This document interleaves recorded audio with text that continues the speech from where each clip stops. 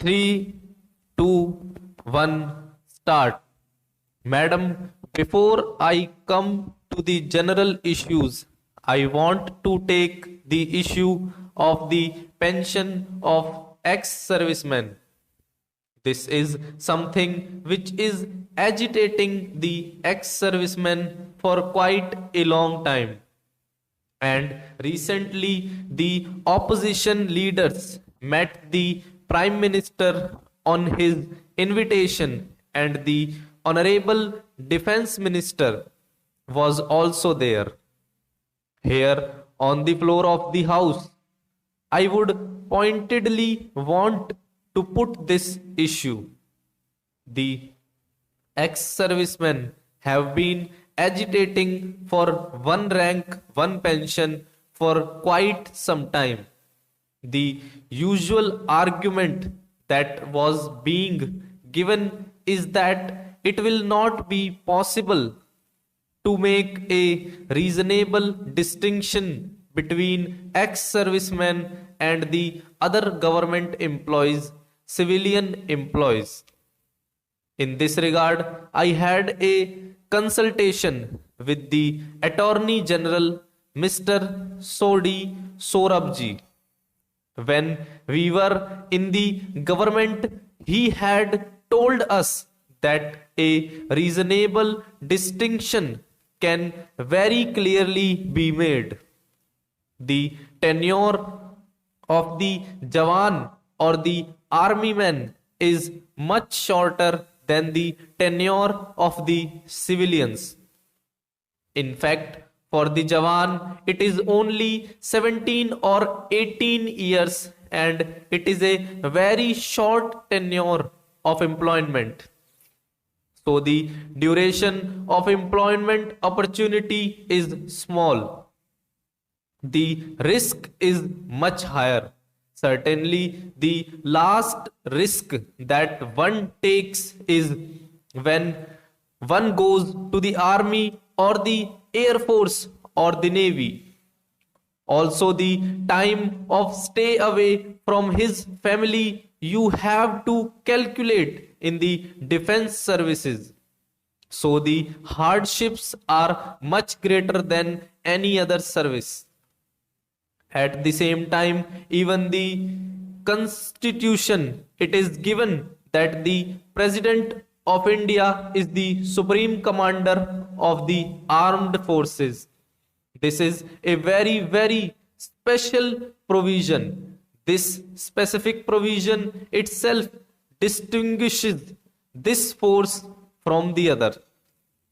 I want to assure the Honorable Minister that if any legislation is required or anything of that sort is required to protect the ex-servicemen, we are ready to cooperate with the government, and the government can bring a legislation where there can be no doubt about their separate classification. In this regard, the National Front government had taken a decision in October 2010 to give benefits of pension to the ex-servicemen. The CCP had taken the decision of giving benefits from Sepoy to Subedar major level. The government had in mind to give it to all the officers also.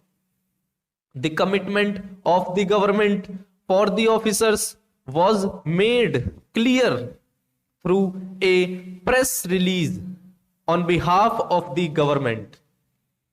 I want to state it clearly on the floor of the House that in matters of public interest, there is no question of secrecy, because we are all concerned with a matter in which the ex-servicemen are emotionally involved.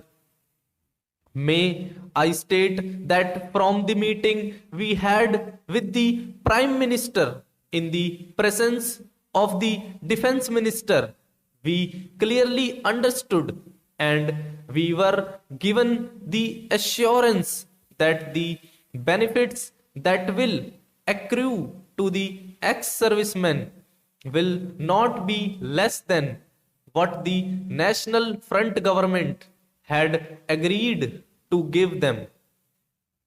Here also, we were given the assurance that a statement to this effect would be made on the floor of the House by the Defense Minister. I look forward to that statement and that clarification on the floor of the House.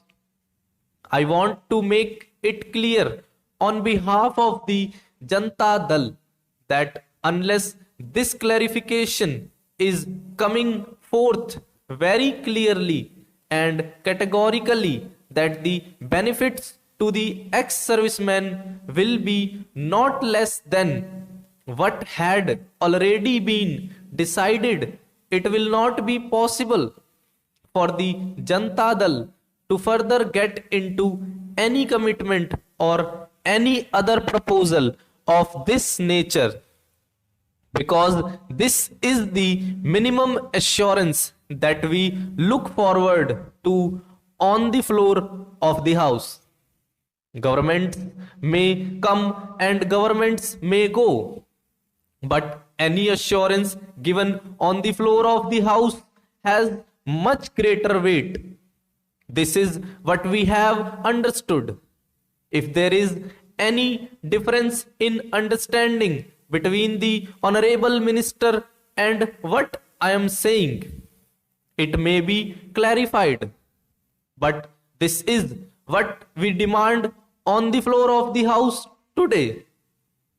The announcement must come right now from the Defense Minister that the benefits will not be less than what had already been decided upon by the government.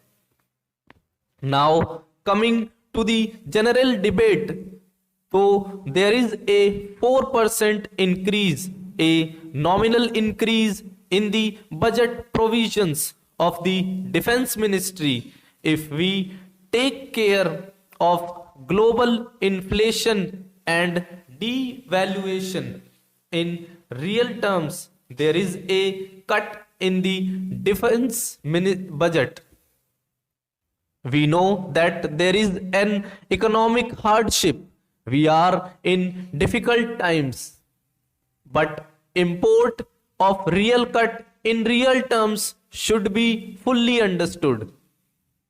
It is necessary that a holistic view is needed when it comes to the defense and security, and we cannot take only a fiscal approach to it. Security is not merely a matter of the Defense Ministry because of international environment, foreign policy, economic situation, various social forces in the country, any elements of alienation that may be taking place in any part of the country, drugs and their connection with terrorism.